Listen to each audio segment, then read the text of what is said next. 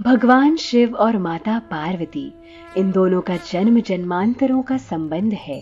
पुराणों में इनके विवाह की कई तरह की कथाएं हैं। लोक मान्यताओं के अनुसार शिवजी ने हिमालय के मंदाकिनी क्षेत्र के त्रियोगी नारायण में पार्वती से विवाह किया था, जहाँ के लोग कहते हैं कि आज भी वहां अग्नि की अखंड ज्योति जल रही है। वो ज्योति कभी बुझती नहीं है। बताया जाता है कि शिव पार्वती उसी ज्योति के सामने विवाह बंधन में बंधे थे। जब शिव और पार्वती का विवाह होने वाला था तो एक बड़ी सुंदर घटना हुई। उनकी शादी बहुत ही भव्य पैमाने पर हो रही थी। इससे पहले ऐसी शादी कभी नहीं हुई थी। उनकी शादी में बड़े से बड़े और छोटे से छोटे लोग शामिल हुए। सभी देवता तो वहां मौजूद थे ही, साथ ही सभी असुर भी वहां पहुंचे थे।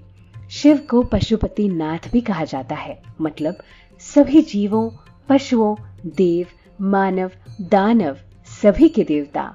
इसलिए उनके विवाह में सारे जानवर, कीड़े मकोड़े, यहाँ तक कि भूत पिशाच और विक्षिप्त लोग भी बाराती बनकर आए हुए थे।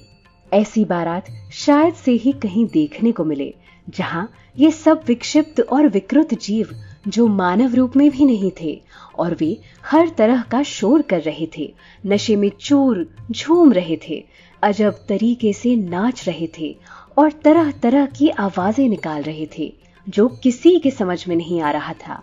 लड़की पक्ष वाले ऐसे अजब गजब बाराती देख दंग रह गए थे, पर अभी तो दूल्हे को किसी ने देखा ही नहीं था।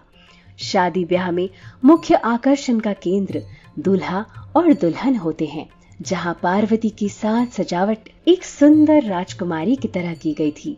दुल्हन बनी माता पार्वती का रूप पूर्णिमा के चांद की तरह बड़ा ही अलौकिक प्रतीत हो रहा था। वहीं जब शिवजी दुल्हा बनकर पधारे तो उनके अजीबोगरीब वेशभूषा को देख सभी चकित रह गए।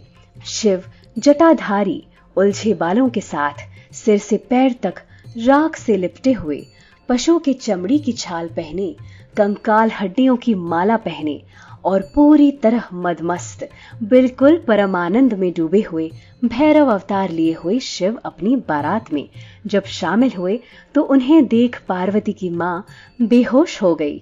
तब पार्वती ने विनती करते हुए शिव से कहा, आप जैसे भी हो मुझे फर्क नहीं पड़ता, मैं सिर्फ आपको ही चाहती हूँ, पर सिर्फ मेरी माँ के लिए अपना थोड़ा सा मधुर रूप धारण कर लें।